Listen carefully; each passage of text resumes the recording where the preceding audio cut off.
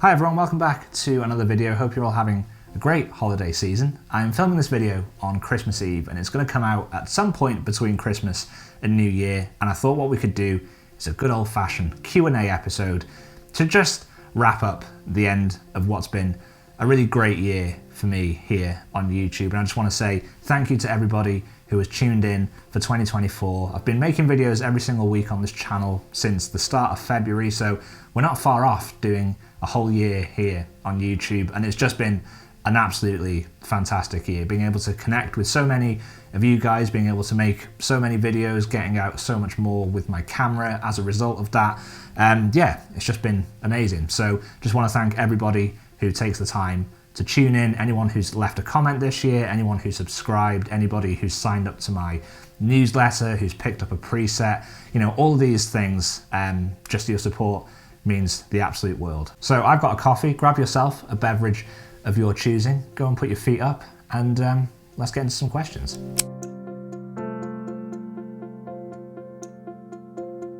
So let's kick things off with this question from Jack, who asks, plans for 2025?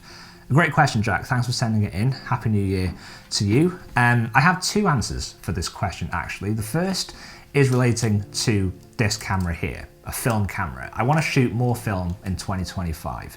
It's something that I did do this year on a couple of trips. I only exclusively shot 35mm film, and I just had such a great time doing it. I've spoken on this channel a lot over the last few months about my mindset and my approach to photography, my relationship with photography, and how fraught that has been at times, because quite often, you know, especially earlier this year, every time I went out with my camera, shoots felt really frantic, really rushed, and I was constantly sort of on the lookout for images, and I used to spend so much time just kind of engrossed in the back of my camera that I felt like I wasn't really experiencing locations, you know, to their fullest in terms of potential. Yet every time I've been out with my film camera, I've had such a better experience when out in the field, because I am just more present. You know, it's like you find something you want to take a photo of, you fire off a frame, and then you forget about it and you move on. And that's just been an absolute godsend.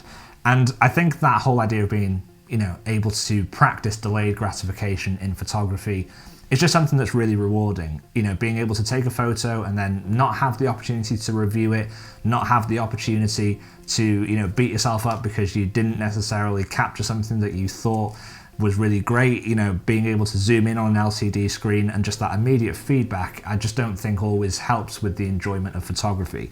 And so being able to wait a week to get your scans back, it's just nice. You know, I've really enjoyed that. So I want to learn more about film photography this year. I want to get into shooting maybe some 120 film, maybe pick up a couple of different, you know, film cameras, and just increase the collection of old lenses and cameras that I already have. So that's my first answer. The second answer is to do with printing. And again, this is just me trying to slow down my process and appreciate my photography a little bit more. I have done some printing this year. You know, I've printed some stuff for home, but I just want to print more of my work. I want to enjoy my photography in different formats. You know, I want to be able to physically hold my images, you know, in my hand. I want to be able to see them larger than what you would typically see, you know, on a phone or on a computer. And I want to make some kind of physical representation of my photos this year, whether that's a zine, whether that's a book, you know, small projects, monographs, just little projects that I can assign myself, which give me the opportunity to print some of my work and start compiling it in that way. So yeah, those are my immediate plans for 2025, but no doubt many more plans will come to fruition the more, you know, the more we go through the year. So I'll probably do another video about that in the coming months. But Jack, thanks so much for your question. So this next question is from Colin, and Colin asks to name 3 countries you've not visited where you would like to go and shoot landscapes. A great question. It's also another plan, I suppose, that I have for 2025, is I want to do a few more dedicated photography trips. I want to travel a little bit more, but I don't really have any real desires to travel, you know, really far afield to a lot of these kind of like far-flung destinations. I absolutely love the UK. I think the UK has some of the best landscapes in the world, and they are all so easily accessible. You know, the UK is not a very big place. You can get pretty much anywhere within a few hours. And I would love to actually go and visit some of the more remote islands off the coast of Scotland. A couple of years ago, me and my partner Alex went and did a sort of 3-week trip in our camper van where we went to the Outer Hebrides, to Lewis and Harris, we went to the Isle of Skye and to the Isle of Mull, and had a great time there, just seeing that landscape, which is so far removed from what we see on the mainland. You know, I want to experience a bit more of that, but I want to go to the opposite side. So I want to go up to kind of the Orkney Islands and to the Shetland Isles, because the landscapes there are, you know, absolutely stunning. But I also want to be able to start documenting, you know, some of the communities that live in these remote places. Having moved somewhere fairly remote now, living somewhere very rural, I'm just quite interested in that. It's some of the stuff that I love to photograph, and I would love to be able to experience life, you know, in some of these more remote places. I guess if I was going to go anywhere really far afield, I'd love to go back to Canada. One of my closest friends is from Newfoundland, and I went there on a trip, I don't know, like 7 years ago now. And ever since that trip, I always vowed that I would go back and sort of explore more of Canada and North America. But I don't really have any one particular place in mind. You know, I'd love to go to the Canadian Rockies. I'd love to go, you know, back to Newfoundland and explore, you know, the East Coast, maybe like Nova Scotia. Some of those communities, I think they look, you know, really beautiful. But yeah, you could just drop me anywhere in America or Canada, and I think I'd probably have a great time. So yeah, those are the places that immediately spring to mind. Colin, thanks so much for your question. Hope you're having a great Christmas season and have a happy new year.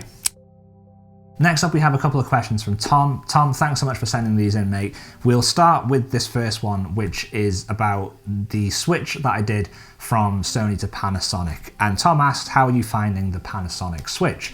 It is something that I'm thinking about a lot, and I do have a video planned that's already been partly shot, but will be finished sort of in the next couple of months, because I've been shooting with the Lumix S5 II, you know, since the summer, and I absolutely love it. I have no regrets about the Switch at all, especially from a video standpoint. You know, this camera is just absolutely amazing for video, and in my commercial work, that is what I sort of spend most of my time doing. And, you know, for this YouTube channel, I'm just super happy with, you know, everything that this camera has produced. But this camera does have some quirks when it comes to photography, and I do want to address that in a video.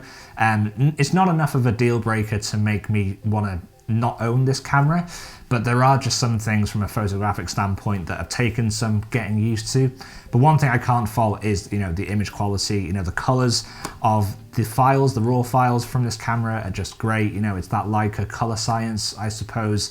It really makes a difference. I've enjoyed editing the files from this camera so much more than anything that I would have shot on my Sony a7 III. They're just more pleasing to my eye, but this is all subjective, isn't it, I suppose. But yeah, in short, I have no real complaints other than a few quirks, which I will share in the review video that I do in a couple of months' time. And Tom's second question, which I really like, is what's the best thing you've learned this year? So I've basically been on a bit of a learning journey this year when it comes to my photography. It's changed a lot because my mindset has changed a lot, I think. It stems from a relationship that I have with my commercial work, where there's just this need to kind of fit into a box, I suppose, to niche down, to kind of categorize yourself and label yourself as a particular type of photographer, because that's how you know, get a name for yourself, and that's how you can create consistent work professionally. But I think I've always sort of had a bit of a conflicting relationship with that ideology, because it kind of goes against the things that I actually want to shoot in terms of like my personal work. You know, I could say that I'm a landscape photographer, but then there are certain things that I like to photograph that don't necessarily fall into that category. And then you get into your own head thinking, oh, well, I can't photograph that because it doesn't align with the sort of label that I've, you know, given myself, which is totally arbitrary. But really the thing that I've learned this year is just to remove labels, remove categorization, and just to photograph what interests you. I think for photography, that is the most important thing. You know, social media, the modern world has tried to kind of put us into little boxes, you know, because people say that's how you grow followings, and, you know, that's how you can sort of push your photography forward to more people. But for me, that just took all the fun out of the creative process. And I think the creative process is the thing that I, hold most dear. And since removing that label and just saying, you know what, I'm a photographer, it just means that I can photograph landscapes, I can do street photography, I can do sort of like photo documentary stuff, and it all just kind of feels like me. And I think that's been the most valuable lesson that I've learned this year. So at the end of the day, labels, they just don't really matter. So Tom, thank you so much for those questions. Happy holidays and Happy New Year. So his next question is from Scott. Scott, thanks for sending this one in, mate. Hope you're having a great Christmas. Scott asks, how did you first find you had an interest in photography? This is a really interesting one. I feel like I had a little bit of an unconventional way into photography, I suppose. If you followed the channel for a while, you might know that before I got into photography, I was really, into music and guitar. That was always the creative, artistic thing that I grew up with. I've been playing music since I was like 9 years old. I went to university and I studied music, and I did music professionally for a few years after university. And really, when I was kind of starting to, try and make it as a musician, but when I was starting to go on that journey, I needed to sort of find a way to start kind of like documenting and sort of marketing myself. So I kind of picked up a camera just to start, sort of filming bits of like my guitar stuff and doing a little bit of photography. But I always kind of grew up in North Wales, in sort of like the rural areas of North Wales. And I used to spend a lot of time in the outdoors. And, when I started picking up a camera to do music stuff, it just quickly became apparent that I wanted to get out into the landscape with my camera when I was going out on walks and exploring and doing all the stuff that I used to do in my spare time. And as a result of that, I just kind of deeply fell in love with landscape photography and photographing the outdoors. And that would have been, I guess, in 2014, 13 maybe. So photography came into my life quite late, really. And ever since then, it's become a bigger and bigger part of my creative life, to a point where I just kind of completely flipped and I decided to not pursue music professionally and decided to pursue photography and video instead. So yeah, perhaps not the most conventional route, but one that I'm absolutely glad that I took, because now I cannot imagine doing anything that doesn't involve a camera in some way. So Scott, thanks so much for sending in that question. So let's kind of sidestep from photography for a minute and address a couple of questions that I've had. One from Max and one from Gideon, who basically ask about my coffee preferences. So what methods do I use to make coffee at home? Now, I could go down a rabbit hole and make an hour-long video about coffee, but I know not everybody is necessarily interested in coffee, so I'm not going to go down that rabbit hole too much. But specialty coffee is, a massive passion of mine.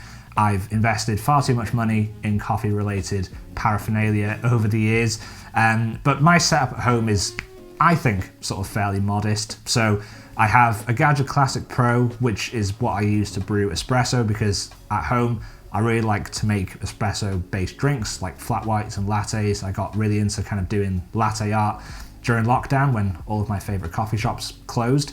And I also like to drink filter coffee, and for that I use an AeroPress, which is also great. It's what I bring when I go camping and when I go sort of traveling. I always like to have an AeroPress with me, or I'll do a V60, which is just a nice way to sort of brew filter coffee.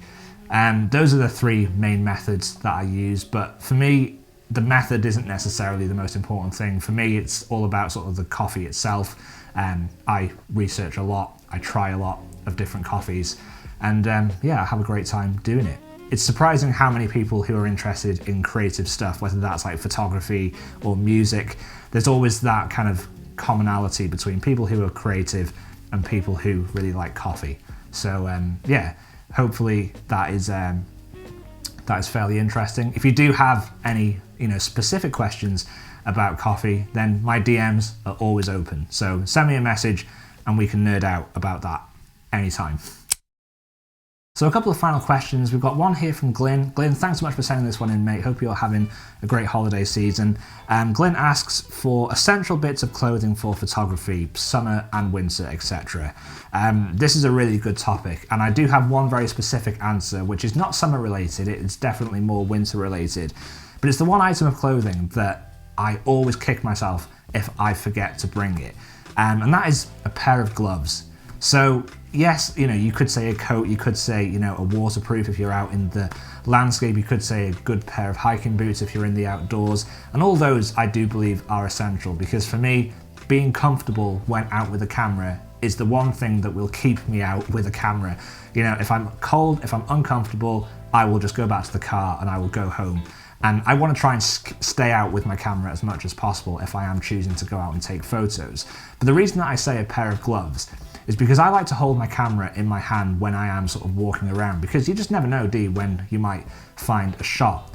And I find if I hold a camera in my bare hands in the winter, my hands just get so cold, and I start to lose dexterity, and I'm slower to be able to sort of like move the dials and sort of figure out settings and that sort of thing. So a good pair of gloves just keeps your hands warm, and it just makes the whole thing so much more comfortable. I don't have any specific sort of brand recommendation. I have a pair of sealskin gloves, and I think there's a pair of gloves that have been doing the rounds on YouTube. I think they're by like Valorette, I think, and they have those kind of like gloves where you can take off like the fingertips, so you can actually like press LCD screens and that sort of stuff, which I think is great. But yeah, don't underestimate the importance of a good pair of gloves in the winter. And if you can get ones that are sort of thin enough that you can still sort of like use your fingers, I think that is great. But yeah, that would be my recommendation. And then finally, we have this question from Not Necessarily Analog, and they ask, I'd love some tips on sequencing or good resources and books for that. Sequencing is something that's really interesting, especially going back to that point that I mentioned earlier about printing my work and wanting to create a project in print this year. I think the best thing you can do for sequencing is just to print very, very small, like postcard size versions of your images. So if you ever take a photo that you think, I might want to print that one day, or I might want to include that in a zine, just do a little print. They're quite inexpensive and it doesn't need to be on the highest quality paper.